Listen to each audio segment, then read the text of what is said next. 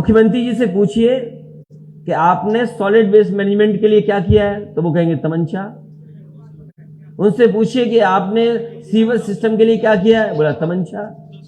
बोला आपने smart city के लिए क्या काम किया, बोला तमंचा। आपने ट्रैफिक इंतजाम या ट्रैफिक आसानी से शहर में घूम सके उसके लिए क्या किया, तो वो कहेंगे तमंचा। महंगाई कम, महंगाई क्यों है इतनी, बोलेंगे तमंचा। आप उनसे पूछिए कि आपने unemployment rate on the floor of house में कहा कि 4.2% है या 4.6% है, इसका मतलब 100 में केवल 4 बेरोजगार हैं। उनसे सवाल पूछो तो कहेंगे तमंचा। तो ऐसे मुख्यमंत्री से क्या उम्मीद करोगे। मैं बधाई देना चाहता हूं यहां के संगठन के लोगों को और अपने नेताओं को और कार्यकर्ताओं को खासकर, जिनकी वजह से इतने कम समय में ऐतिहासिक कार्यक्रम हो पाया। जो जोश और उत्साह और जिस तरह का अपनापन, जो प्यार, जो मोहब्बत देखने को मिली, मैं भूल नहीं सकता। इतने कम समय पर इतना शानदार और इतना जोशीला रोड शो कभी कल्पना नहीं कर सकते थे जो सहारनपुर में देखने को मिला। मैं ये कह सकता हूं इस बार ऐतिहासिक जीत होने जा रही है। ये जीत की शुरुआत है। मैं इससे पहले जो विधानसभा का चुनाव हुआ उसके लिए भी मैं सहारनपुर की जनता का धन्यवाद देना चाहता हूं। समाजवादी पार्टी के समर्थन में जहां हमारे पार्टी के विधायक जीते और जो नहीं भी जीत पाए उनको इतना वोट दिया जिसकी कल्पना नहीं की जा सकती। ऐतिहासिक वोट उस समय भी दिया और आने वाले समय में जो राजनीतिक परिस्थितियां बन रही हैं, मुझे पूरा भरोसा है कि सहारनपुर इस चुनाव में समाजवादी पार्टी के पक्ष में मतदान कर करके 24 के आने वाले समय की लड़ाई को संदेश देने का काम करेगा। ये चुनाव अर्बन बॉडीज का है, जहां नगर पालिका, महापौर, नगर पंचायत का अपनी अपनी जगह चेयरमैन, अध्यक्ष या मेयर चुनने का चुनाव है। मैं देख रहा हूं, जहां भी जा रहा हूं, जहां अगर भारतीय जनता पार्टी का मेयर रहा है, नगर पालिका अध्यक्ष रहा है, तो उसने शहर को बर्बाद कर दिया है। कल ही मैं लखनऊ में कार्यक्रम कर रहा था। मेट्रो से लेकर के, रिवर फ्रंट से लेकर के, और जो समाजवादी सरकार में अर्बन इंफ्रास्ट्रक्चर दिया था उसको देख करके, और जितना समाजवादियों ने काम किया उसके आगे ये सरकार काम नहीं बढ़ा पाई। वो भी एक स्मार्ट सिटी थी। जब लखनऊ राजधानी स्मार्ट सिटी में कोई काम ना हुआ हो। उससे पहले मैं गोरखपुर गया था।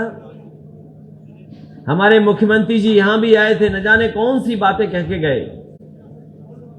सरकार बनने के बाद उन्होंने कहा था कि गोरखपुर में मेट्रो चलेगी। इस बारिश में भी आइए चंशेरी, आइए पवार साहब आ जाइए। मैं बधाई देता हूं चंद्रशेखर जी को कि जो हमारे साथ जुड़ गए हैं।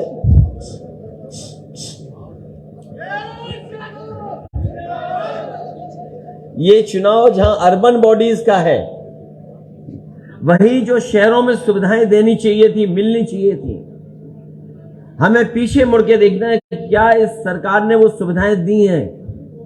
ये स्मार्ट सिटी है, केवल नाम के लिए स्मार्ट सिटी है। क्या कूड़ा का निस्तारण ठीक हुआ? क्या नालियां नाले ठीक हो गए? क्या बिजली का इंतजाम जो होना था वो ठीक हुआ? और स्मार्ट सिटी ये भी तय करता है कि वहां पर शिक्षा की व्यवस्था, स्वास्थ्य की व्यवस्था अच्छी होगी। सहारनपुर के लोगों को बताओ आपकी शिक्षा की व्यवस्था कितनी बेहतर हुई। ये वही बीजेपी के लोग हैं जिन्होंने सरकार बनने के बाद कहा कि हम सस्ती शिक्षा दिलवाएंगे। आज शिक्षा का स्तर क्या है और कितनी महंगी है। स्वास्थ्य सेवाएं जहां ठप हैं। मुझे याद है आशु मलिक नेताजी के साथ और बहुत यहां के जिम्मेदार और देवबंद के बहुत ही सम्मानित प्रतिष्ठित मौलाना अरशद मदनी साहब भी थे उस कार्यक्रम में। जिस कार्यक्रम में यहां पर मेडिकल कॉलेज दिया गया था, क्या मेडिकल कॉलेज को जो सुविधाएं, जो बजट, जो असिस्टेंट प्रोफेसर, एडिशनल प्रोफेसर होने चाहिए, पूरे हो पाए कि नहीं हो पाए? क्या ऑपरेशन हो रहा है, दवाइयां मिल रही हैं? क्या स्मार्ट सिटी का हिस्सा वो नहीं है? लोगों को आने जाने के लिए क्या पब्लिक ट्रांसपोर्ट सिस्टम कुछ सहारनपुर में मिला है कि नहीं मिला है? ये तमाम इन चीजों के चुनाव हैं। लेकिन हमारे मुख्यमंत्री जी क्या कह के गए हैं, वो तारीख पत्रकार साथी ज्यादा बेहतर समझेंगे। मुख्यमंत्री जी के आने से पहले तमंचा बनाने वाले पकड़े गए कि उनके बाद पकड़े गए? मैंने अखबार पढ़ा है। कम से कम सरकार सूची वो देगी कि कहां कहां सप्लाई चल रहा था। कहीं ऐसा तो नहीं बीजेपी के लोग उसमें शामिल रहे हो? और मुख्यमंत्री से कोई सवाल पूछो, सड़क में गड्ढे क्यों, उनका जवाब आप जानते हो। उनसे पूछिए कि आपने कूड़े का निस्तारण किया, जवाब आप जानते हो। क्या ट्रैफिक का इंतजाम आपने बेहतर किया? ट्रैफिक का इंतजाम तो पूरा सांडों के हवाले कर दिया, जानवरों के हवाले कर दिया। कोई बड़ा शहर और बड़े शहर की सड़क नहीं बची जहां पर ट्रैफिक का इंतजाम जानवर न देख रहे हो। और जो लोग दावा करते हैं, बड़े बड़े दावा किए, आज उनसे पूछना चाहिए कि बेरोजगारी किस स्तर पर है। सरकार कहती है कि 100 में केवल 4 बेरोजगार हैं। इनकी बात का कौन भरोसा मानेगा? ये अपनी जीडीपी न जाने कहां दिखा रहे हैं। आखिरकार जीडीपी $1 ट्रिलियन इकोनॉमी का एक सपना बता रहे हैं। क्या $1 ट्रिलियन इकोनॉमी में सहारनपुर का हिस्सा है? क्या यहां के लकड़ी के कारोबार के लिए कुछ हिस्सा है? 33 लाख करोड़ का जो एमओयू किया, क्या सहारनपुर में कोई उद्योग के लिए एमओयू हुआ? या जिनसे एमओयू किया वो क्या उद्योग लगाने जा रहे हैं, कारखाने लगाने जा रहे हैं?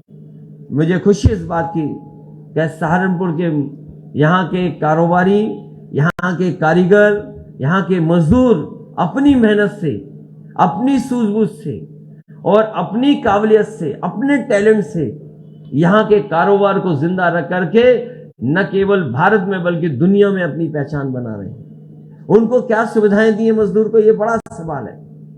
इसलिए इस मौके पर मैं आपके माध्यम से सहारनपुर में जहां कहीं भी समाजवादी पार्टी के और गठबंधन के लोग लड़ रहे हैं, उनकी मदद करें। एक एक वोट गठबंधन के साथ डाल करके वहां के प्रत्याशियों को जिताने का काम करें। यही अपील मैं आप लोगों के बीच से, जनता से करने आया हूं। ये विषय निकाय चुनाव का नहीं है।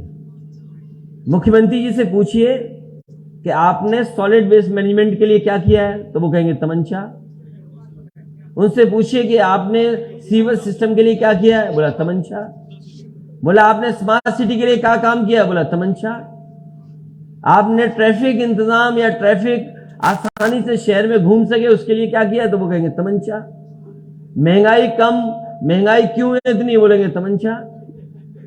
आप उनसे पूछिए कि आपने unemployment rate on the floor of house में कहा कि 4.2% है या 4.6% है, इसका मतलब 100 में केवल 4 बेरोजगार हैं। उनसे सवाल पूछो तो कहेंगे तमंचा।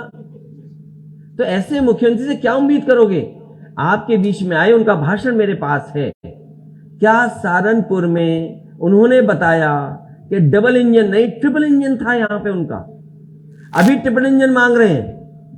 क्या ये ट्रिपल इंजन मांग रहे हैं इसीलिए कि विकास को बर्बाद कर दें?